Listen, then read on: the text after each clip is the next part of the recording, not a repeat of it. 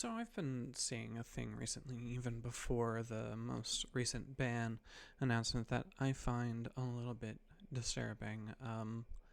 And I kind of want to talk about it. I don't know how much I actually have to say on the topic, but it is something that matters to me a whole lot. You see, there seems to be this presumption in Magic the Gathering circles, specifically in Commander circles, that Commander is best played in a predetermined pod, that the best way to play Magic the Gathering, or specifically Commander, is with a group of friends that you already know and you have pre-arranged rules with, so that everybody's sort of on the same table, on the same power level. And I have got to say, more than anything in the world, I disagree with this. I've always found that the best, most enjoyable way to play Magic the Gathering wholesale in at all is to play with sometimes friends, but often mixed friend and stranger groups, or people you're not terribly close with. It can be a lot of fun to play with your friends. However, the enjoyment of Magic is that this is a common language that both people can speak, or in the case of Commander, all people can speak, and it allows you a fast track connection. I'm somebody who has moved around a lot. When I was when I was a fair bit younger, um, I moved down to Texas, and I only knew sort of one person. That's because we sort of flirted a bit online. We had some conversations. Originally, my plan was to move out to New York or move into a place in New York uh, that I'd be renting from a guy who was from my hometown, and that plan fell through because he ended up renting it out to somebody else. And my friend from Texas was like, well, how about you come down here to Texas? And a couple of weeks later, I ended up going down, buying the train tickets and so on, and moving to Texas. And the only social connections I had were vague implications of a LARP group and definite information on where the local game store was. I knew exactly where I would be able to find a group of friends, and I knew this because I had done so before. Every time I go to a new city, every time I go to a new place, I do have friends immediately, and we all kind of share a common language because of Magic the Gathering. I can go into just about any city here in the US and many cities across Europe where I can just find people to play with. And nowadays, I don't even require a physical space to do so. I can play on Spell Table, which is one of the more amazing ways to play Commander. Or play Magic in general, and specifically with Commander, because we have this sort of shared understanding that this is a gamey game as opposed to a competitive game like you would find in 1v1 75 60 card Magic. um, you have that expectation that you're going to come to the table and you're going to try to do some silly stuff. You're going to try to do something that's unique. And in particular, the way that I build my decks, because I build focused on a gimmick rather than built for power. You balance the gimmick with power, but because I focus on the gimmick, I'm always sort of expressing myself to the people around me. My Chaos Wand deck is always going to show myself as somebody who likes to do puzzly stuff, and I try to connect the pieces a whole lot, and it gives me the opportunity to chat with people about maybe just their deck, but sometimes it's also about them as a person, or at least a deck builder or something. And I find it really disappointing to hear people say that the best way to play Commander is with a pre-decided pod, because how do you do that? How is that still enjoyable after a year, 2 years? How is it I build decks fairly regularly. I have about 5 decks right now. I have Chaos Wand, I have Farmville, I have MIC, there's Kumbal, I think I still have Shirei together. I have a bunch of decks sitting around. I have 5 or 6 right now. But I couldn't imagine playing these same 5 or 6 decks with the exact same group of people who have the same. Some of them have like 30 decks, but the same few decks for years on end.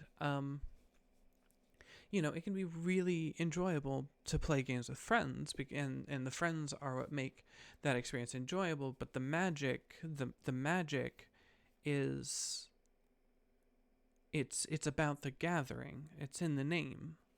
It's about coming together with people, new and old people, and enjoying, one another's unique take on this collectible card game we all enjoy. Hopefully we all enjoy,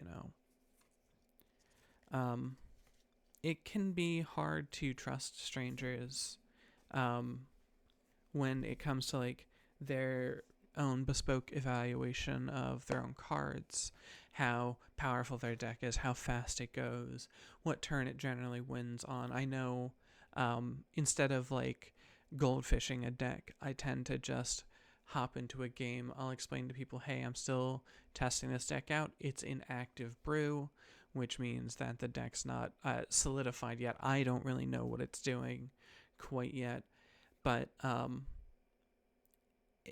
sometimes people will lie to you, and that's fine. You have to expect sometimes people will lie to you. Sometimes they're going to do it because they have a thing that they have fun with, and it can be kind of embarrassing in the context of the greater Commander community to be like to admit to wanting to play powerful cards. For some people that can be embarrassing. I mean, I personally I enjoy playing against stronger decks, especially if I'm using Chaos Wand, because it uses my opponent's cards. But it's, I don't know, it's very frustrating and disappointing to me to hear people when you'll listen to some content creators even who speak from the perspective of somebody who has a consistent pod, and who not just has a consistent pod, but sort of enforces that that's how other people should be playing, is with a consistent pod. A lot of my enjoyment with Magic has always been about meeting strangers, about meeting the new people, about the gathering first. Even when I played constructed 60 card Magic, it was always like some stupid gimmick deck. Fun with Fungus was my first F&M deck. During Return to Ravnica, I ran Boros, the Boros Reckoner Blasphemous Act thing because I thought that was funny. It's always about the self-expression and so on there. And a lot of players do play the same way. Even your competitive players play something the same way. I mean, Lantern Control being a great example of, like, can we accomplish this, like, really dumb, unique board state to where my opponent just can't win. And I don't know. There has been a lot of opportunities to there are so many opportunities to make friends in Magic the Gathering and to meet new people. And if all you're ever doing is sitting with your home pod, I feel like you do miss out on a great portion of what the game has to offer. I can understand if you are somebody who's had a lot of negative experiences in the game. I've had some greatly negative experiences. A couple months back, I kind of got demotivated when it came to playing on Spell Table because I had somebody get mad at me for playing interaction in my Grixis deck um, when I like removed his commander, and he spent the next 20 minutes harassing me and the rest of the pod as we were just trying to finish out the game. And it's a terrible experience to have that happen, but you that's not the majority of games. That's not the majority of players, not that I've met. And I've been playing for a very long time. I've been playing since the 90s, since I was like 6 or 8 or something like that. A majority of the people you're going to play with they're going to be locked in nerds who are just like focused on making their deck do the thing their deck do. Every so often you'll meet the like really fun and friendly ones.